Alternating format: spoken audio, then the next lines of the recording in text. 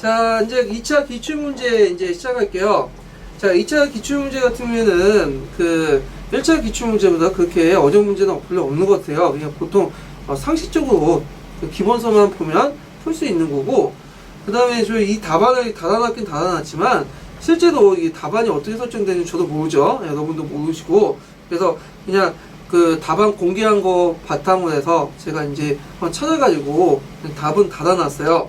자, 그러면 이제 보면 역사 교육론 단독 문제가 있고, 역사 교육론하고 이제 한국사, 역사 교육론 세계사하고 이제 결합된 문제가 있고요.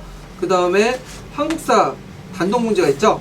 네, 이렇게 이제 구성이 돼 있어요. 4문제 정도 구성이 돼 있는 걸 알고 있어요.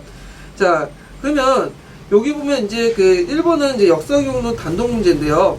자, 역사적 사실을 많이 한다고 해서 잘 가르치는 것이 아니다. 가르치는 방법, 교육학적인 원리나 교수 방법에 대한 숙지한 것만은 충분하지 않다. 그래서 내용과 방법을 모든 요소를 종합하도록 고려해야 된다. 자, 역사를 가르치기 위해서는 역사의 고유한 인식 방법을 제대로 알아야 되겠죠. 자, 그래서 이 역사의 고유한 인식 방법을 이제부터 사실, 증거, 해석, 인과관계가 관련돼서 이제 얘기를 하라고 하는데, 자, 역사학의 고유한 인식 방식은 되게 이제 관념론적인 측면, 문학적인 측면에서 이제 얘기해야 돼요. 자, 보통 역사의 인식은 크게 두 가지, 일반적인 측면하고 고유한 측면, 이렇게 볼 수 있는데, 자, 일반적인 측면은 보다는 이제 여기 고유하다 할 때는 보통 관념론적인 측면에서 나오는 거죠. 자, 예전에 이런 것들이 기출문제가 역사적 사고와 관련돼서 이제 나오죠. 역사적 사고의 고유한 측면. 자, 이거는 이제 사실, 증거, 해석, 인과관계 딱 이렇게 맞춰놨으니까 그에 맞춰서 얘기를 해야 되겠죠. 자, 그래서 제가 이제 공개된 답안을 바탕으로 해서 제가 한번 말을 꾸며봤는데, 자, 역사적 사실은 사료를 바탕으로 구성한 것이고요. 자, 과학과 관리 논리와 실험을 확인될 수 있는 게 아니라 사료에 대한 분석과 해석의 결과에 따라서 나타난 거죠. 자, 그리고 역사적 사실은 정확한 지식뿐만 아니라 뭐가 개입되죠? 거기에 사료의 부족 때문에 상상력이 개입되죠. 자, 그래서 역사 인식에 다양한 의미가 내포되어 있고, 자, 역사적 인과관계는 역사 사실일 수도 있고 후대의 사람들이 지어낸 새롭게 만든 것도 있겠죠. 그래서 그걸 알려면 인간의 내면이 필요하고, 내면적인 어떤 지식이 필요하고, 직관, 감정이, 추측 이런 것들 필요하다. 자, 이런 내용을 갖고 이제 상식적인 수준에서 쓰시면 될 것 같아요. 뭐 그렇게 어려운 내용은 아니에요. 자, 그 다음에 아까 시간 언급한 것처럼 여기 교육과정 지식에 대해서 나오죠. 슐만의 지식은 내용 지식, 교육 내용 지식, 교육과정 지식 이렇게 했는데, 이 슐만의 내용 분류법이 나오고, 예전에는 교수 내용 지식에 대해서 많이 물어봤는데 여기는 교육과정 지식에 대해서 물어봤어요. 자, 교육과정 지식이라는 것은 뭐냐면 7차 교육과정, 6차 교육과정은 어떤 교과가 어떻게 진행되고 있고 전반적인 과정들을 이제 파악을 하는 지식들이죠. 자, 우리나라 교육과정 지식은 보통 역사과에서 이제 계열성을 확보하기 위해서 무슨 것을 사용하죠? 환경학대법. 아직까지 환경학대법이에요. 7차 교육과정에서. 그래서 6학년에서 10학년 역사 영역인데, 되게 환경학대법은 크게 초등학교 때는 이제 생활사, 그 다음에 중학교는 정치사, 고등학교는 사회문화, 이렇게 사회경제사 이렇게 하죠. 그래서 자신이 가까운 것부터 조금씩 멀리 가는 그런 방법을 하죠. 그래서 이 구체적인 것은 이제 애워가지고 쓰셔야 되겠죠. 여기 보시면, 자, 여기에서 몇 학년까지 딱 한개졌어요. 6학년에서 10학년. 그러니까 요게 한정돼서 쓰셔야 돼요. 자, 그러니까 6학년 생활사, 인물사를 중심으로 공부하고, 자, 중학교는 정치사를 중심으로 한국 및 세계의 역사를 공부하고, 고등학교 때는 분류사를 이제 중심으로 공부를 해주시면 될 것 같아요. 자, 그 다음에 또 이제 수행평가가 이제 나오는데, 자, 수행평가 같은 경우에는 이제 나와서 역사적 글쓰기를 이제 얘기를 했어요. 그래갖고 동일한 역사 수업을 경험하도 학습자 역사 이해 개인에 따라 다르죠. 자, 이거는 수행평가 밑바탕에 있는 뭐에 대해서 얘기하는 거죠? 구성주의 인식론에 대해서 얘기한 거죠. 자, 구성주의 인식론 똑같은 것들 외부에 주입돼도 그 학습자의 경험이나 이거에 따라서 달라질 수가 있는 거죠. 자, 그래서 이걸 수행평가 입장에 따라서 역사적 글쓰기를 써나가는 거예요. 근데 예전에 제가 역교론 특강을 할 때 제가 잘못 말한 게 있는데, 이것을 이제 역사적 글쓰기 방법에 있는 관련된 역사가 입장에서 글쓰기의 어떤 성취 수준 관련돼서 얘기했어요. 근데 가만히 보니까 그게 아니라 녹색책에 보면 평가 부분이 있어요. 항목별로. 그 중에 역사적 글쓰기 항목별 평가 성취 수준이 있어요. 그걸 쓰셔야 될 것 같아요. 수익평가 평가 수준은. 그래서 그 녹색책 부분에 제가 빠뜨린 부분, 그때 이제 강의하되 빠뜨린 부분인데, 평가칙 있죠? 평가 내용층에. 그래서 그 외에도 역사적 글쓰기 외에도 여러 가지 평가적인 성취 수준이 있는데, 그것을 좀 외워 두셔야 될 것 같거든요. 그래서 꼭 쓰세요. 여기 보면 자신의 주제를 선택하고 그 주제에 초점을 맞춰서 서술하는 방법, 글의 의미를 분명히 서술하는 방법, 그 다음에 자료 수집 및 활용의 절차성, 그런 것들하고, 그 다음에 쓰기 활동의 적극적인 참여 여부 등등을 쓰시면 되겠죠. 이거는 녹색책에 있는 관점 그대로 쓰시면 돼요. 자, 그 다음에 이번은 이제 그 역교론하고 그 역사경론하고 이제 관련돼서 나온 거죠. 자, 이 프랑스 혁명에 대해서 이제 마리 앙뚜아네트가 나오고요. 그리고 마리 앙뚜아네트 목걸이에 관련된 목걸이 사건이 있거든요. 그 목걸이 사건에 관련된 내용을 제가 그 뒤편에 참고자료 해놨으니까 읽어보시고요. 자, 그래서 이때 쭉 얘기를 하고 나서 그 맥락에 대해서 좀 얘기를 하고 있어요. 자, 그래서 이 맥락이라는 것은 그 내러티브의 문제점을 개선하기 위해서 나온 거죠. 뭐와 관련됐다고 했죠? 아까 심에 구성주의와 관련됐다고 했죠. 그래서 그 내러티브라는 것은 주로 이제 문화적 친숙한 틀에서 보기 때문에 대본 지식을 바탕으로 했기 때문에 그 관념 중에 그 5개념들이 많아요. 자, 이 5개념들을 조절하기 위해서, 그러니까 동화, 조절, 평형, 조절 단계에서 이제 맥락을 집어넣죠. 그래서 이 맥락이라는 것은 그 당시에 어떤 시대적 특징, 그리고 연대기, 배경, 이런 것들을 이제 보는 거죠. 그래서 이 맥락을 통해서 역사적 사실을 뭐에 근거해서 한다? 사료를 바탕으로 쓰여졌다는 걸 아이들에게 인식시킬 수 있죠. 자, 그래서 단순히 꾸며놓는 것이 아니라, 뭐냐면 그 맥락은 역사의 사실을 어떤 바탕으로 썼다는 걸 알게 되죠. 그래서 그런 내러티브를 가지고 있는 어떤 그 문제점, 그 현대적 관점에서 바라보고, 또 하나는 또 여기는 잠깐 빠먹었지만 감정이입이라든지 역사의 상상 같은 거 하다 보면 먼저 특구름 잡는 공상 얘기를 할 수 있겠죠. 그래서 역사적 사실을 바탕으로 한 이것도 상상력이고 감정이입이죠. 자, 그래서 이런 것들을 인식시켜 준다는데 큰 의미가 있는 거예요. 자, 그래서 구성주의와 관련돼서 이 맥락 부분이 나왔으니까 꼭 기억을 해두시고 파란책 내용을 보시고 정리를 해두시는 것이 좋을 것 같아요. 자, 그 다음에 이제 2-2번 같은 경우에 프랑스 혁명에 대한 전반적인 설명에 대한 얘기예요. 그래서 이거는 이제 그 신부의 소집부터 해서 그러니까 3부의 소집이죠. 근데 신부회들 요즘에 전국 신부회라고 해요. 3부의 명칭보다는. 자, 하여튼 3부회부터 해서 국민공회가 끝나는 대미도도 반동까지 여기에 혁명사를 기술을 하는데, 자, 이거는 뭐 굳이 제가 어떻게 뭐 기술하라는 건 할 수 없죠. 그냥 사건별로 이렇게 배워가지고 기술하시면 되고요. 자, 여기 보면 그 밑에 프랑스 혁명, 자유, 평등, 우위의 관념에 따라서 쭉 있는데, 자, 프랑스 혁명을 자본주의적인 어떤 관점에서 어떤 봉건주의 사회에서 탈퇴해갖고 자본주의 여는 그런 것들을 보는 거, 그리고 그 다음에 그 주도층을 부르주아 계층으로 이렇게 보는 거, 이거는 종전의 고전적 견해죠. 보통 이제 자코뱅의 어떤 마르크스 유물사가 얘기하는 고전적 견해고, 이게 서양사 개론이라든지 뭐 각종 칙들에 타 있는 견해들이에요. 자, 그래서 이것을 자신의 관점을 평가해보라. 근데 이게 상당히 어려운 게, 지금 상당히 주관적이잖아요. 그래서 이걸 뭐 답이 어떤 건지는 저는 잘 모르겠어요. 근데 여러분들이 관점에서 평가하는데, 기존의 관점에서 평가하되, 뭐 그렇게 평가해도 될 것 같은데, 그래도 다른 관점에 평가하더라도, 수정해서, 그 다음에 포스트 모더니즘 반영 변화 등 두 가지 관점에서 평가하셔야지, 뭔가 요 세 가지 관점 중에 일관성이 맞거나 그 답안이 들어갈 때 체크할 것 같아요. 예, 이거는. 그래서 이 수정 해석이란 것은 보통 이제 프랑스 대혁명이 보통 이제 부르주아 혁명이고, 그 당시 또 뭐냐면 사회경제적 구조도 큰 변동이 있었다 이렇게 보는데, 그 당시 실증적 연구를 볼 때 사회경제적 변동이 별로 없었다는 거예요, 변화가. 그래서 지배층만 약간 바뀌었을 뿐은 실질적으로는 크게 없었다. 근데 장기적으로는 뭐예요? 어떤 그 방향성만 제시해줬다. 그런 측면에서 쓰시면 되고, 자, 앞에 고전 해석하고 수정 해석이 뭐예요? 거대 담론이나 총체성을 밝히는 데 있는 거죠. 그래서 계급이 바뀌었냐 안 바뀌었냐 전제를 해갖고 찬반을 논하는 건데, 이 포스트 모더니즘의 연구 경향은 그 사회적 총체성을 포기해요. 그래서 특정 개인, 지방, 행위 이런 것들을 이제 비시사적인 개념을 하죠. 그래서 연구 대상이라고 붙여주세요. 예, 못하네요. 연구 대상은 파표나 분전화 등 사건 자체의 어떤 독자적 부정설치는 의미로서 이제 파악을 하죠.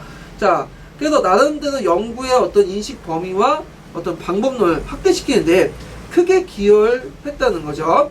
자, 그렇지만 한계는 뭐예요? 아까 전에 두 개의 고전 해석과 수정에서는 큰 선을 봤는데 큰 수를 봤는데 뭐 나무를 보지 못하죠. 근데 이건 나무를 봤는데도 뭐야? 큰 수를 보지 못하는 거시적이고 총체적인 삶의 모습을 보지 못했다. 이렇게 보시면 돼요. 자, 그 밑에 목권인 사건이 있는데 목권인 사건 내용을 한번 읽어보시면 되고, 이게 나중에 이제 앙시안 레이즘의 좌 프랑스성을 일으킨 상징적인 사건이 됐다. 이렇게 보시면 돼요. 자, 그 다음에 여기 보면 이제 3번 보죠. 3번은 그 1920년대 정반에 전개됐던 이제 뭐냐면 물산 장려운동에 관련된 내용이죠. 1920년대. 자, 그 전개 과정하고 찬반 논리가 어떻게 전개됐는지 이렇게 보는데, 자, 일단 1920년대 들어오면서 일본이 우리나라와 우리나라 간의 관세를 철폐하죠. 왜 관세를 왜 뒀어요? 그 당시 외국 자본들의 이해를 좀 배려하는 차원에서 이게 둔 거죠. 그 다음에 1920년대 면직물하고 면직물을 제외한 모든 것들을 이제 관세를 철폐하죠. 자, 그러면서 이제 조선의 국내산을 크게 타격을 받아요. 값싸고 즐기고 좋은 일본 제품이 오니까. 자, 이에 대해서 이제 일본인 그 당시 조선인 상인들이 와서 일본 총독한테 조선 위주의 이제 정책을 해달라고 했는데 거절당했죠. 그래서 자구책으로 실시된 것이 뭐냐면 물산 장려운동이에요. 근데 이 물산 장려운동은 문제가 뭐냐면, 일단 물산 장려 열심히 했는데 뭐예요? 네? 네, 물건의 어떤 공급에 비해서 수요가 딸리지 않죠. 생산시설이 딸리지 않기 때문에 인플레이션만 유발했고 부유자 계층만 득을 받죠. 그리고 기존까지 계속 국산품을 애용했던 사람은 누구예요? 민중들이죠. 근데 자기들은 일제나 매제품을 이용해놓고 지금 와가지고 했다 해갖고 그리고 자신들 어떤 부의 축적 때문에 관련됐다면서 그 당시 이제 사회주의자들이 이제 비판을 받았죠. 예. 그래서 사회주의자들 비판 내용이 나와 관련된 것이에요. 그 다음에 이제 그들 대부분 많이 어디로 가요? 일친이다 되죠. 그래서 이에 반대해가지고 일부가 조선 민흥회라는 단체를 만들어서 그 나중에 이제 사회주의자들 많이 포용을 해죠. 그래가지고 그 당시 이제 나중에 신간의 형성의 우익 측의 어떤 바탕이 됐다는 그런 것도 있죠. 그래서 이제 그 당시 찬반 논리는 크게 두 가지를 볼 수 있어요. 그래서 아까 전 민족주의자와 사회주의자들의 대립 갈등을 볼 수 있고요. 그 다음에 방법론 측면을 볼 때는 두 가지 이제 측면을 볼 수 있죠. 토산 장려론하고 생산 증식론 이렇게 볼 수 있죠. 토산 장려론은 제국주의 상품의 시장의 논리를 거부하고 외화를 배치하고 토산 우리 자체의 자국 상품을 만들자 이런 거죠. 그래갖고 요 흐름에서 이제 관련된 것은 뭐냐면 나중에 이제 조선 민흥회 단체라든지 자작회 같은 단체들의 흐름이죠. 자, 그래서 이건 좀 민족주의 중에 좀 약간 좌파적 성격이 좀 띄고 있는 거예요, 이들은. 자, 근데 상대적으로 상상 증신론 실력 양성 등을 바탕 일제의 지원을 통해 자본주의 발전을 추구했죠. 자, 이들은 이제 그는 이제 물산 장려운동 주류 세력이고 대부분 이게 나중에 뭐가 되죠? 칭의가 되죠. 예, 그래가지고 이렇게 좀 보시면 돼요. 그래서 가 같은 경우에 물산 장려 운동에 관한 어떤 취지서를 관련되고 나사로는 그에 대한 사회주의 반대 이론이죠. 자, 이런 것들 쓰시면 되고요. 자, 4번을 보죠. 자, 4번은 이거는 뭐와 결합된 거냐면 동양사 내용하고 그 당시 이제 사료학습 부분 관련된 거죠. 이까지도 한번 나왔죠. 예. 자, 그래서 이제 단원 접근 방법 해가지고 이 사료학습 방법이 관련된 건데, 자, 먼저 이제 동양사 부분 보죠. 자, 가 같은 경우에는 이분바투타가 나오고 그 당시 이제 여러 가지 이제 해사관이 존재하고 그리고 이런 것들 쭉 볼 때 원나라는 걸 알 수 있겠죠. 그래서 원나라는 강남의 주요 항구에 뭘 뒀죠? 시박살 뒀죠. 시박살 둬가지고 그런데 해사관이라는 관리가 있고 그 관리들이 미술 감독을 하고 그 다음에 세금을 부과하고 등등 항해 여러 가지 평행을 제공하고 그렇죠. 자, 원나라 때 그렇게 발달될 수 있었던 것은 원나라가 뭐야? 개방적이었죠. 그리고 강단 대륙을 지배했고 엽천제라든지 그다음 마패 이런 같은 교통시설도 되게 편리했죠. 자, 그리고 이런 것들이 배경을 쭉 쓰시면 될 것 같아요. 자, 근데 나에 들어가면서 이제 명나라 들어가면서 이제 바뀌게 됐죠. 자, 명나라 주원장은 딱 들어가자 무슨 정책을 해요? 세국 정책을 펼치게 돼요. 그래서 세국 정책을 펼친 이유가 뭐냐면 이제 그 명나라에 반대하는 세력들과 그 당시 왜구가 하도 많으니까 거기에서 이제 세국 정책을 펼치게 되죠. 그것이 이제 그 명나라 전반적인 어떤 정책이 되죠. 그래서 명나라 같은 경우에는 이제 주로 공무역 중심으로 이제 하게 되는데 그 중에 이제 일본과는 무역을 하기 싫었어요. 명나라가. 근데 일본이 하도 약탈하고 뭐 14세기 때 왜구가 일어나니까 타협책으로 뭐예요? 그 당시 그 막부 정권하고 이제 무슨 무역을 하게 돼요? 예? 갑판무역을 하죠.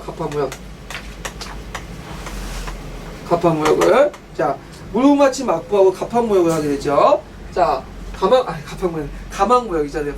가망무역을 하게 되는데, 자, 가망무역을 하면 뭐냐면, 그, 가막부라는 게 있어요. 이게 가막이라는 게 뭐냐면, 표 같은 거 있죠? 표를 잘라가지고, 가막을 가진 사람만 무역을 할 수 있도록 하는 거예요. 일종의 제한된 공무역이에요.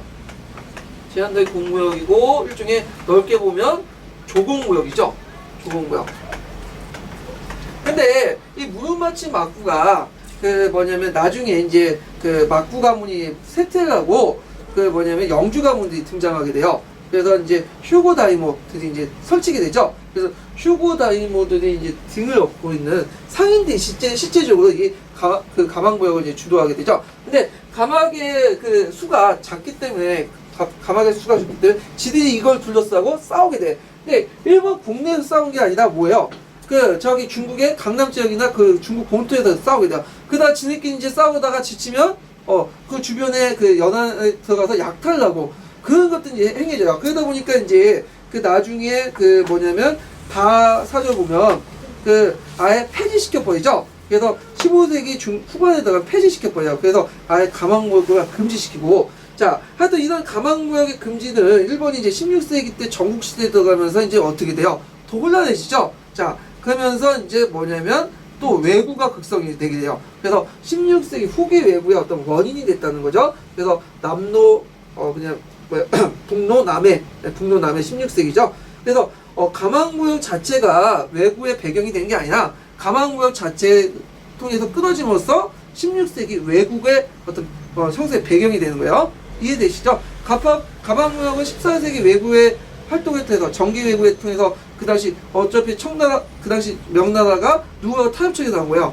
일본 정부가 타협책에서 나왔다가 16세기 때 뭐죠? 다시 이제 전국시대 들어가면서 또 가판무역으로 또 물자가 끊어지니까 어때? 왜구가 또 극성하는 그런 원인이 된 거죠. 자, 이거는 그 동양사 궤도만 읽어도 쉽게 풀 수 있어요. 근데 다만 이제 어렵게 느끼는 게 뭐냐면 그 문제의 의도를 정확하게 파악하지 못하고 보통 이제 보통 가망무역이 보통 이게 우리가 생각하는 명나라 중기 때 없어지고 후기 때 없어졌다 이렇게 생각하는데 16세기 아니라 15세기예요. 정확하게. 예. 15세기 초반 때 허락했다가 곧바로 좀 이따 폐지된 거예요. 예.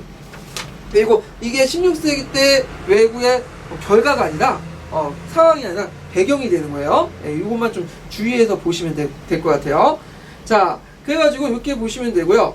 자, 그 다음에 아까쯤에 다시 돌아가서 이제 보면 자, 수업 설계 부분 있죠. 이거 수업 설계는 사료학습 부분이에요. 그래서 본시학습 해갖고 쭉 있는데 자, 분산적 접근 방법과 단원적 접근 방법 있죠. 그 중에 어떤 사료를 그 자체를 단원으로 설정해서 단원적 접근 방법을 하는 건데 자, 예전에도 이와 관련된 문제들이 나왔어요. 자, 순서를 좀 기억해야 돼. 문제 제시, 사료 결정, 문제 추구, 정리 부분인데 자, 여기에서 이제 사료 결정에서 일단 뭘 해야 되겠죠? 사료를 제공하기 전에 뭐 해야 돼요? 교사가 사료를 선정을 해야 되겠죠? 그러면 그냥 아무거나 선정을 해요? 그게 아니죠. 나름대로 교사가 선정한 이유가 있어야겠죠? 그래갖고 이것을 노란책에 있는 내용 그대로 쓰시면 사료학습 부분에 그래갖고 예를 들어 목표성이 뚜렷해야 되고 그 다음에 이제 학습 내용이 직결된 학습까지의 문제 해결 능력이 있어야 되고 내용성이 있어야 되고 자 학습자의 능력과 발달 단계에 맞아야 되고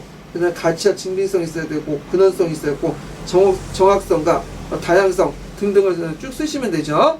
자, 그 다음에 사회학습의 유용한 점. 자, 이것도 노란 책에 있어요. 그래서 교사의 측면과 학습자의 측면 쭉 쓰시면 되고, 자, 녹색 책과 파란 책도 내용이 있죠? 그걸 쭉 쓰시면 돼요. 그래서 역교도 문제도 그렇게 내용만 제대로 알고 있으면 그렇게 뭐 문제 푸는 데는 지장이 없는 것 같아요.